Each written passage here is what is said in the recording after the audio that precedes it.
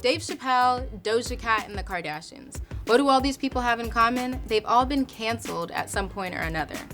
Cancel culture is essentially a mass movement of public shaming to hold someone accountable for something that they've either said or done recently or in the past. For Complex News, I'm Clara Teku.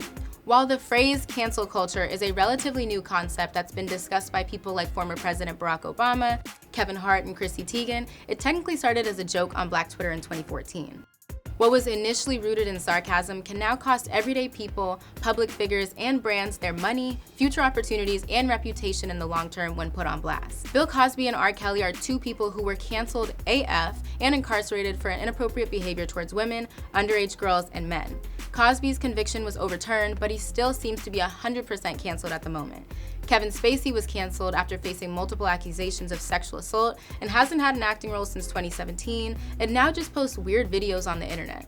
James Franco has been canceled for misconduct against women, and others like movie director James Gunn and singer Sabrina Claudio have been canceled for controversial social media posts. Rapper Lil Boosie has also been trending into cancel waters lately after posting homophobic rants directed at Lil Nas X. John Gruden was head of the Las Vegas Raiders, but after emails exposed him for making racist, homophobic, and misogynistic comments, he's since resigned and was removed from the Tampa Bay Bucks Ring of Honor. Multiple people get canceled weekly, honestly, almost daily, and one person that has been on the anti-cancel culture crusade recently is the one and only Dave Chappelle. After the release of his latest Netflix special, The Closer, many are calling for him to be canceled again for making jokes about transgender people. It wouldn't be the first time that he's directed jokes at the trans community's expense. He did so on the Chappelle Show sketch Dude's Night Out, and Chappelle often joked about drug addicts and tackled racial tropes while also playing on stereotypes on his show, as he had done in stand-ups in the past. But in a more woke society, many people are saying that enough is enough.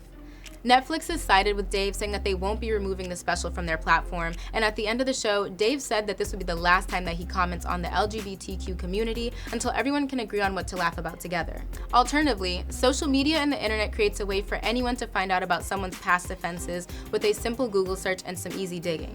However, even with the resources readily available and transgressions being even more public than ever, many people find a way to survive being canceled. Chris Brown has gone platinum on almost every album he's dropped since 2009 when he was canceled for domestic violence against Rihanna. Brands like H&M and Gucci, who've both been canceled for fashion-related racist messaging, are still meeting projected numbers, and even fast food chain Chick-fil-A's line is consistently long, despite them openly donating to anti-LGBT groups in the past. So that begs the question, is cancel culture real or not? Is it a social media-born obsession that calls for accountability, or is it a flash in the pan that people get over quickly?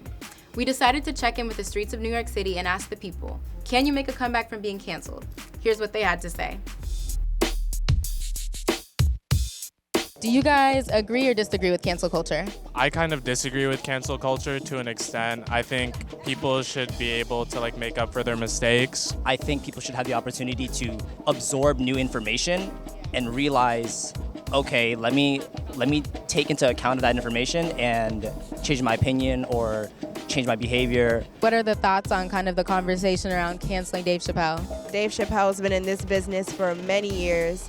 And if there's anything I know about Dave Chappelle, he does not care about what happens. He's a comedian. That's his artistry, and if that's his perspective from his artistry, then it's like I don't have to agree with it, but I'll respect it. There's so many comedians and artists in this world, right? So for somebody to try and cancel one particular artist, it's like just don't support them. Do you guys believe that he should be canceled for making jokes about the trans community? I don't think so, because it's Dave Chappelle. You can't expect anything less. We all grew up on all these raunchy jokes and stuff like that in all of our shows. Why are we going to now try to cancel these things just because other people may feel like it's offensive to their character, their ego?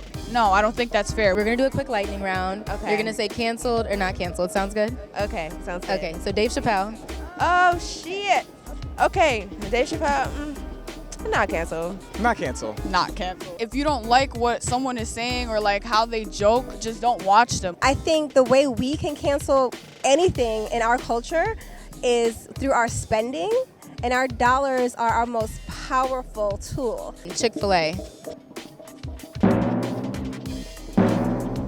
Y'all had Chick-fil-A this morning. That's what a I'm tough getting. one. Yeah. It's good food, but then it's like, yeah, the brand's fucked up, and like, yeah, like we're not agreeing to what they're saying just because we buy their product. We're just agreeing to the product. H&M. It's the monkey advertisement It's for the me. monkey I don't for know. me. I don't know. I still ain't forget about it. And so, I don't know if they cancel rectified that. Cancel. H&M. Canceled. AF. AF. The baby. Ooh. The baby. Canceled. I feel like DaBaby made a crazy cancel comeback. I don't know if he's learned a lot from like being canceled, but I think like he's like regained his popularity. Kevin Hart. What he do? He was saying like if his son's gay. Oh, canceled. The general consensus is that the concept of being canceled is subjective. It's dependent on the current social climate, the experience of those judging, and how serious the situation is. I personally draw the indefinitely canceled line at anything that has to do with assault, abuse, or willfully ignorant racism and/or oppression. We're not making jokes about people's identities or making comments that could possibly influence violence or harm on others.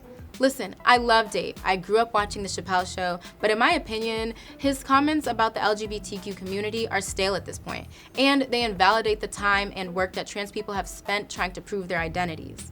In The Closer, he makes many disclaimers about the intent of his jokes. He even tells a story about a close friend and upcoming comedian that was trans named Daphne Dorman, who along with her family supported and approved of his jokes. Unfortunately, Daphne committed suicide in 2019, and Dave has since started a trust fund for her daughter. It's super clear that we're in a much more politically correct society now than we were years ago. Hell, who knows if Michael Scott in The Office would survive today's environment? Or if The Chappelle Show in all of its provocative greatness would have stayed on air past that one episode where he clearly jokes about R. Kelly's obsession with underage girls. So when it comes to old tweets or instances that one has made efforts to grow from, I'm more willing to forgive. Yes, with skepticism, but with high expectations of better behavior in the future. What do y'all think? Can you come back from being canceled? Does everyone deserve a second chance? Sound off in the comments with your thoughts, and make sure to subscribe to Complex News on Instagram and YouTube. For Complex News, I'm Clara Teku.